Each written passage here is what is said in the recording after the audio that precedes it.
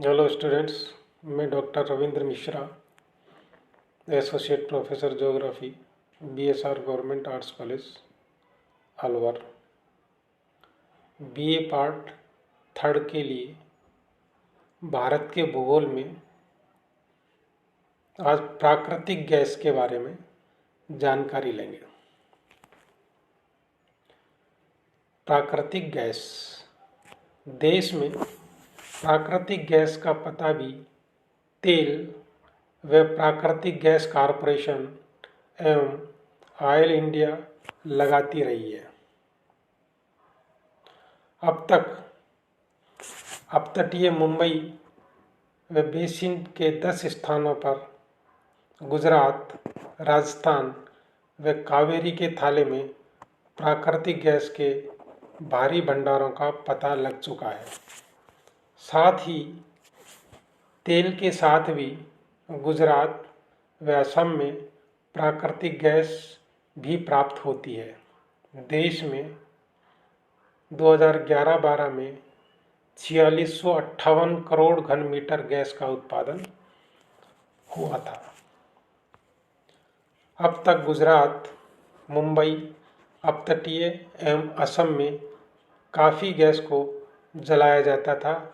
अब इस पर नियंत्रण लगाने की योजना क्रियान्वित की जा चुकी है।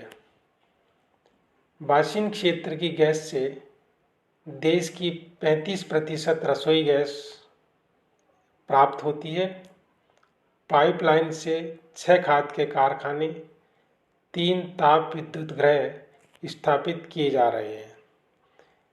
इस पाइपलाइन से प्रतिदिन 182 लाख घन मीटर गैस प्रवाहित होती है। इसे अब दिल्ली तक बढ़ाया जा रहा है। इन सब कार्यों के लिए भारतीय गैस प्राधिकरण की स्थापना की गई है। भारतीय गैस प्राधिकरण की स्थापना के बाद गैस को जलाने पर नियंत्रण लगा है। 1985 में देश में कुल उत्पादित गैस का 39% जलाया जाता था।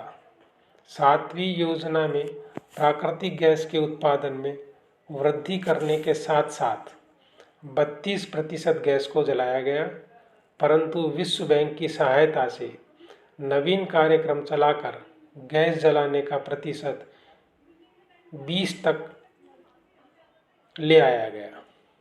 अब विश्व बैंक, मुद्रा कोष एवं एशिया बैंक से प्राप्त ऋण से विशेष पावर लाइन, गैस पर आधारित खाद, ताप विद्युत गृह एवं रसायन उद्योग स्थापित कर गैस जलाने पर प्राय पूरी तरह नियंत्रण करने का प्रयास किया जा चुका है। ऊर्जा के नवीकरण योग्य संसाधन। देश में ऊर्जा की मांग निरंतर बढ़ती जा रही है। साथ ही मांग और आपूर्ति के बीच अंतर भी दिनों दिन बढ़ता जा रहा है। ऊर्जा के परंपरागत श्रेणी भी तेजी से खत्म होते जा रहे हैं। ऐसी परिस्थितियों में देश में ऊर्जा के नवीकरण योग्य स्रोत के प्रयोग को बढ़ाने के हर संभव प्रयास किए जा रहे हैं। सौर ऊर्जा, पवन ऊर्जा, बायोगैस, बायोमास ऊर्जा, भूतापीय ऊर्जा, ज्वार ऊर्जा, खेत तथा जानवरों के अवशिष्ट पदार्थ से उत्पन्न ऊर्जा आदि गैर परंपरागत ऊर्जा के स्रोत हैं। भारत में नवीनीकरण योग्य और कभी न खत्म होने वाले इन संसाधनों की कमी नहीं है।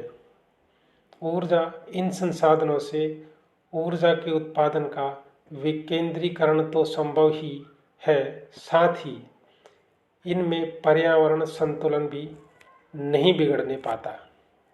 भारत में ऊर्जा के इन गैर परंपरागत स्रोत के उपयोग हेतु उपकरणों के डिजाइन, विनिर्माण और आपूर्ति का ढांचा तैयार कर लिया गया है। भारत इन गैर परंपरागत ऊर्जा, सौर ऊर्जा और पवन ऊर्जा जैसे नवीकरण योग्य संसाधनों के उपयोग में निरंतर प्रगति करता जा रहा है। सौर ऊर्जा। सूर्य से ऊर्जा उत्पादन में सौर प्रकाश को ताप में रूपांतरित किया जाता है। इस हेतु प्रत्यक्ष और अप्रत्यक्ष सौर तापीय प्रणालियां विकसित की गई हैं। साइप्रस, जॉर्डन और इजराइल में इन प्रणालियों से घरों में गर्म जल की आपूर्ति की जाती है। फोटोवोल्टाइक तकनीक सूर्य प्रकाश को सीधे ही विद्युत में बदलती है। उष्णकटिबंधीय देश होने के कारण भारत में सौर ऊर्जा की उत्पादन क्षमता तथा उपयोगिता भी अधिक संभावनाएं हैं। यह लगभग 20 मेगावाट प्रति वर्ग किलोमीटर प्रति वर्ष है। देश के विभिन्न भागों में सौर ऊर्जा दिनों दिन लोकप्रिय हो रही है। इसका उपयोग खाना बनाने, पंप द्वारा जल निकालने, पानी को गर्म करने, प्रशीतन तथा सड़कों पर रोशनी के लिए किया जा रहा है। सौर ऊर्जा का उपयोग शीत ऋतु में ठंडे क्षेत्रों में भवनों को गर्म रखने में किया जा सकता है। देश में कई स्थानों पर सौर संयंत्रों की स्थापना की गई है। देश का सबसे बड़ा सौर संयंत्र गुजरात के भुज के पास माधोपुर में स्थापित किया गया है। देश में सौर ऊर्जा से विद्युत उत्पादन करने का एक बड़ा केंद्र मथानिया, जोधपुर, राजस्थान में बनाया गया है। भविष्य में थार मरुस्थल सौर शक्ति का सबसे बड़ा केंद्र बन सकता है। अनेक निजी कंपनियों ने सौर ऊर्जा चालित विद्युत उत्पादन संयंत्रों की स्थापना में अपनी रुचि दिखाई है। खाना बनाने के लिए विश्व की सबसे बड़ी सौर प्रणाली राजस्थान के माउंट आबू में स्थापित की गई है। पवन ऊर्जा। पवन से ऊर्जा प्राप्त करने के लिए पवन चक्की लगानी पड़ती है। प्रारंभ में पवन चक्की को स्थापित करने में ही लागत काफ़ी आती थी। पवन ऊर्जा को शक्ति उत्पादन हेतु तथा ग्रामीण क्षेत्रों में आटा पीसने, सिंचाई करने आदि के काम में लाया जा रहा है। हमारे देश में पवन ऊर्जा के उत्पादन की दृष्टि से गुजरात, तमिलनाडु, आंध्र प्रदेश, कर्नाटक, केरल, मध्य प्रदेश, महाराष्ट्र, राजस्थान आदि राज्य महत्वपूर्ण हैं। देश में सबसे बड़ा पवन फार्म गुच्छ तमिलनाडु में स्थित है। इसकी उत्पादन क्षमता 150 मेगावाट है।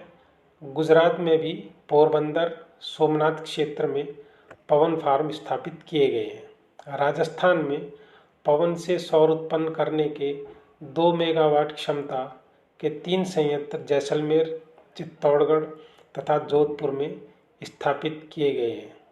निजी क्षेत्र द्वारा भी राज्य में जैसलमेर में पवन ऊर्जा संयंत्रों की स्थापना की गई है।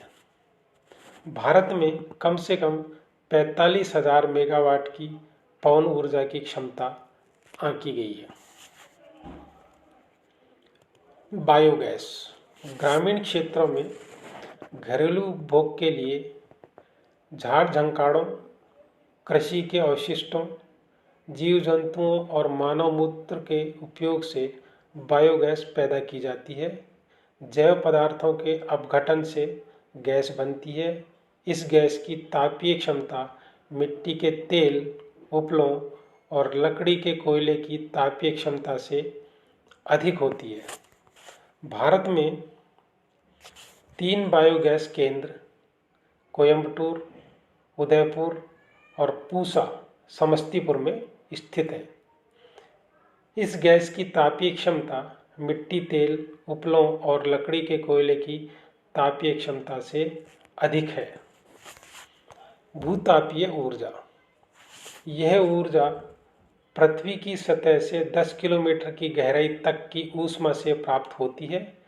पृथ्वी के अंदर ज्यों-ज्यों हम नीचे जाते हैं, तापमान में वृद्धि होती जाती है। अनुमानतः यह ताप वृद्धि प्रति 28 मीटर पर 1 डिग्री सेंटीग्रेड होती है। इसे ही भूतापीय ऊर्जा कहते हैं।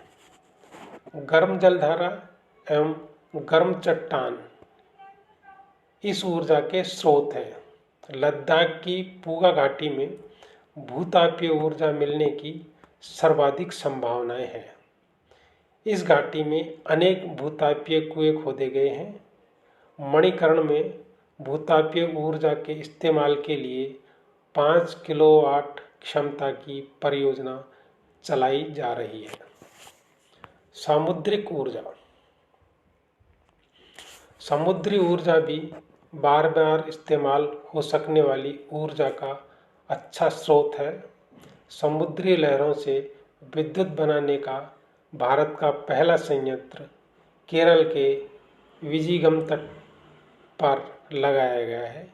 इसकी अधिकतम क्षमता 150 मेगावाट विद्युत उत्पादन की है। अंडमान निकोबार द्वीप समूह में समुद्री ताप से विद्युत बनाने की बहुत संभावनाएं हैं। तमिलनाडु का विश्व में पहला स्थान है, जहां 100 मेगावाट की समुद्र तापीय ऊर्जा इकाई स्थापित की गई है। Biodiesel mission.